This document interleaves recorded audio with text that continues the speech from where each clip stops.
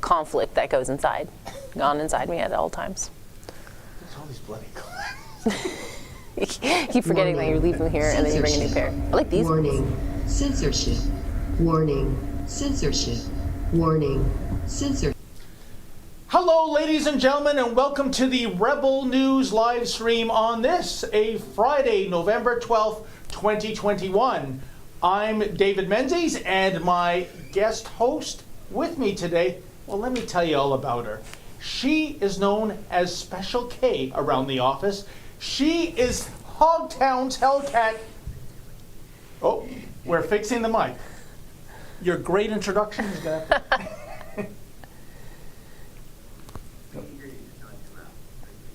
Okay then, shall I speak louder? Yes. Okay then. Sorry folks, let me tell you about my guest host, my co-host.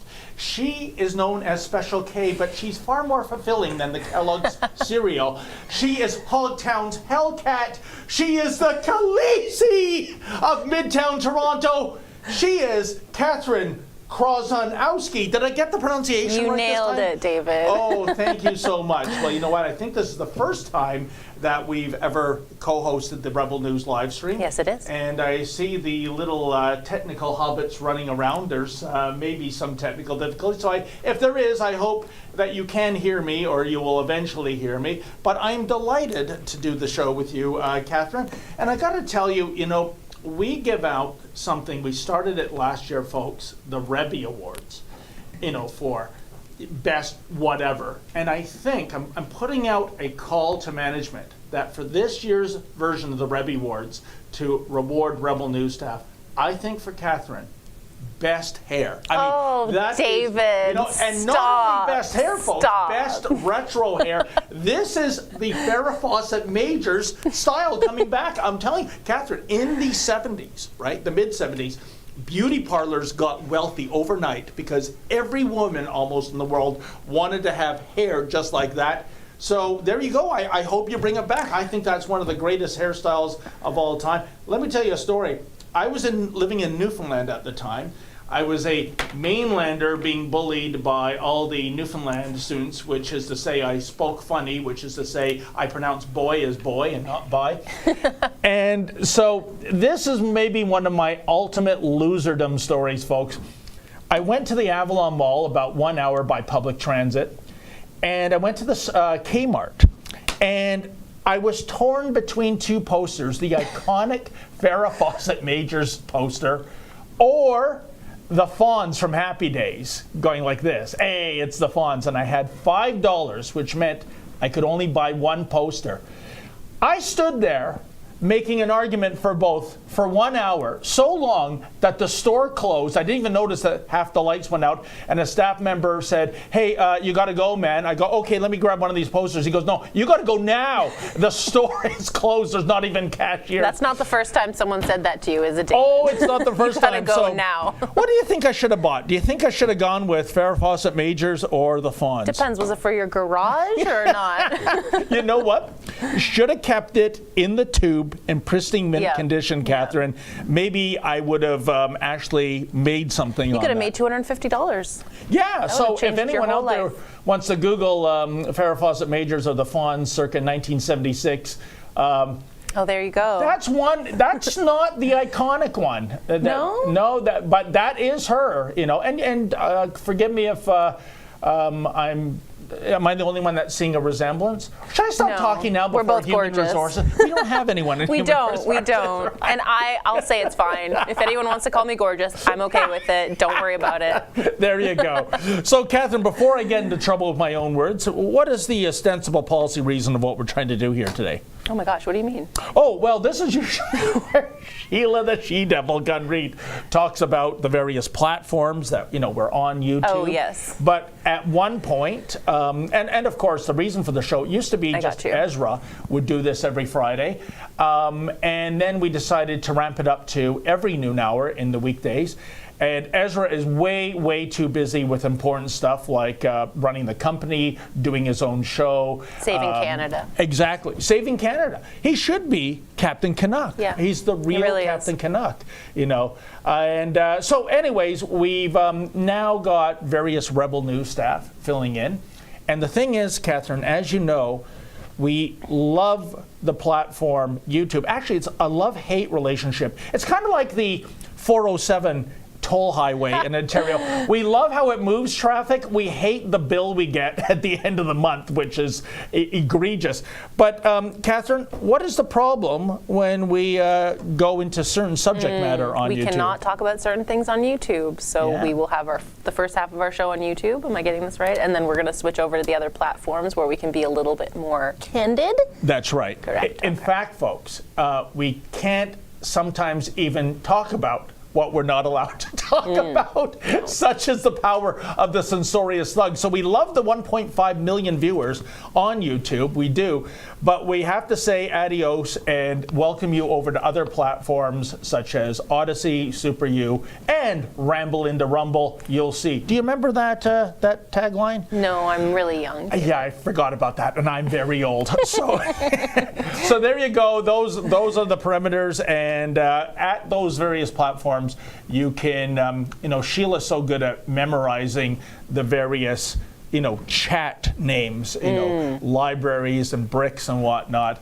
I'm just a cash is king kind of guy, but that's, we can't do that virtually. Well, we should call Sheila later. Maybe we should. So, good. And Mr. Producer, Katherine, has noted the YouTube safe content, which is Remembrance Day. What did you take away from the, the celebration or the ceremony, I should say, especially in Ottawa? Katherine, Maurizio and I were there in person. But, given the vantage point we had, because believe it or not, folks, you'd think that something like Remembrance Day should be nonpartisan, should not be political, but yet again, Maurizio and I were denied access to the media riser, which would be right up at ringside, seeing what's going on. We had to get into the crowd. Only Justin Trudeau's media allowed. That's right. Only state-funded media allowed there. Absolutely despicable. Only parliamentary press accredited media allowed there. So once again, they stuck it to us.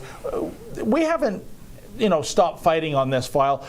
But, Katherine, you're probably in a far better position to notice, A, the Prime Minister late, and B, to me this is shocking, the Governor General rolling up during the 2-minute period of silence. What do you make? I am very strict about the 2 minutes of silence. I told everyone in the studio, don't talk to me for the next 2 minutes. Because I get really offended when people talk during it, because my grandfather was a veteran. You don't have to have someone who was a veteran in the family to take it seriously, but I take it very seriously, and I thought I was tripping because I heard voices, like obviously whoever was operating the camera or people around the camera crew at the actual event were talking.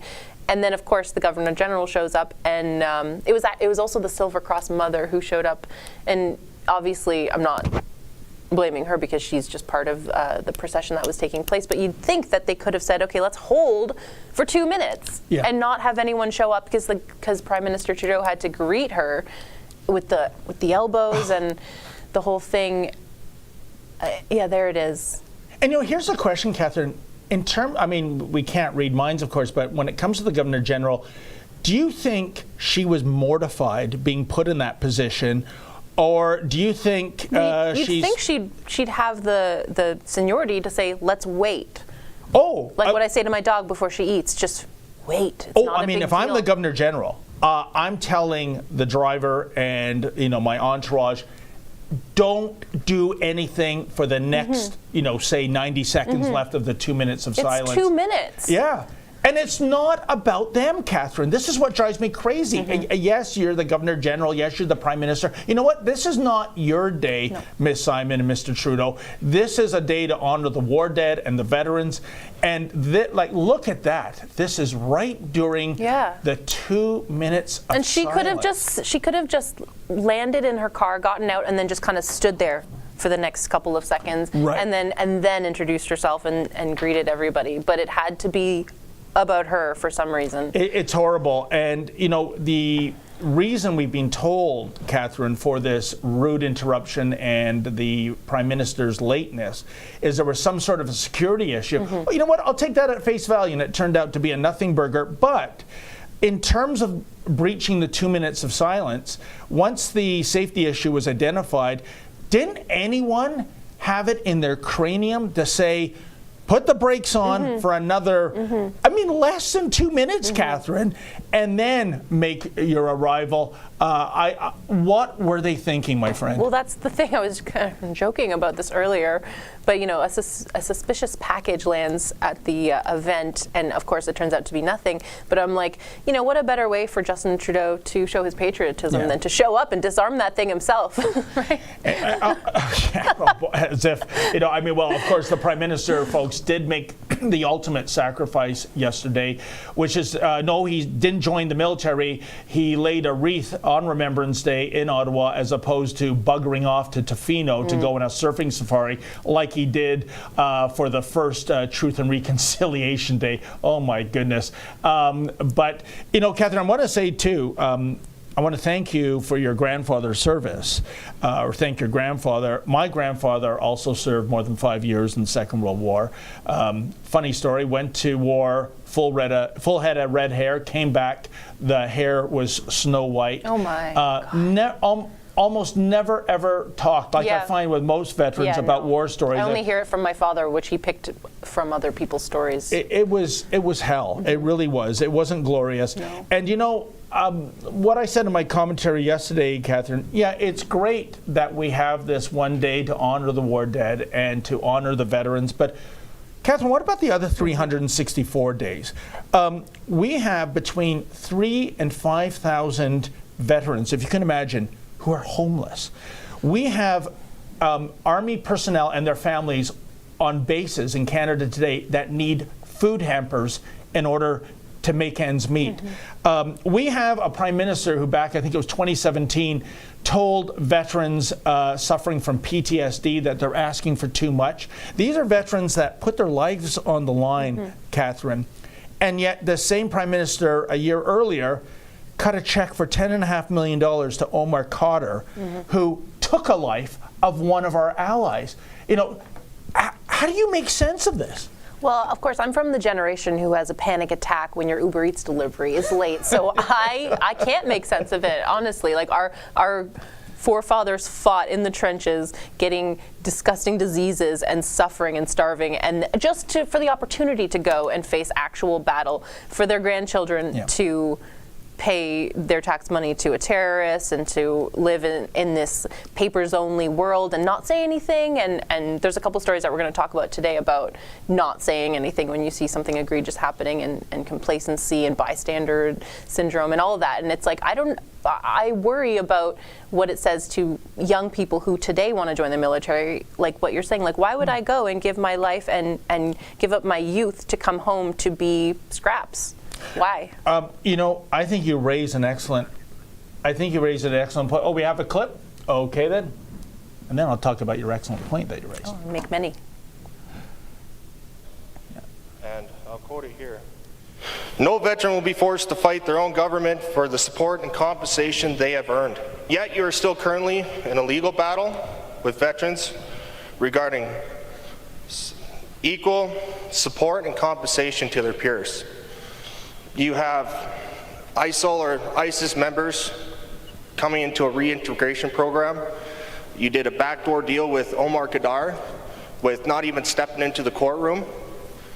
You know, so again, my question is, what veterans were you talking about? Was it the ones that fought for the freedoms and values that you so proudly boast about, or was it the ones who fought against?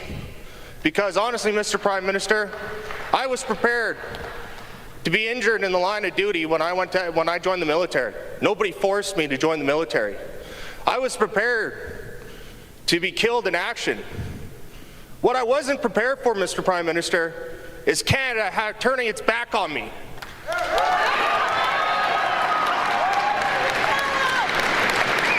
So So which veteran was it that you were talking about? Why are we still fighting against certain veterans groups in court? Because they're asking for more than we are able to give right now. They are asking for more than we, well, no, hang on. You're asking for honest answers.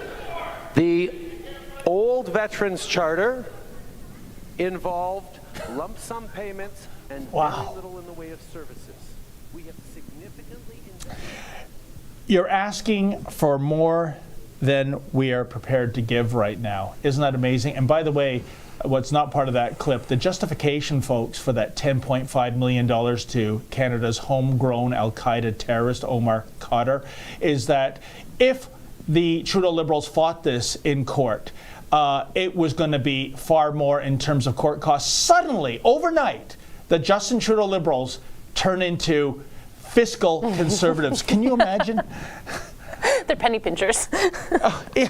You know, and you saw that menu of all those expenses. It's absolutely despicable. What does an $800,000 vacation look like? You know what? Even if I won Lotto Max FU money, I don't think I could spend that much It's funny, like on one vacation. We see this with the American politicians and how much they make in the stock market. But it's like, where's Trudeau getting? I mean, obviously it's our money, but it's like you're a public servant. Yeah. You don't go into public service for the cash, but like maybe you do. Maybe you do. I talk about, Katherine, the double standard. Where is the media outrage? Do you remember in yesterdecade, Bev Oda, an MP with I was actually a volunteer for Bev Oda when I was in the OPCYA in Durham. So she was our minister. She was our... OPCYA might be okay, but not a $16 glass of OJ. No. That brought her down. She had to resign for that. Yeah, well, she honestly was not a very nice person. She was kind of a... You know what? I can't, weigh in one way or the other about that. But I think that's not the point.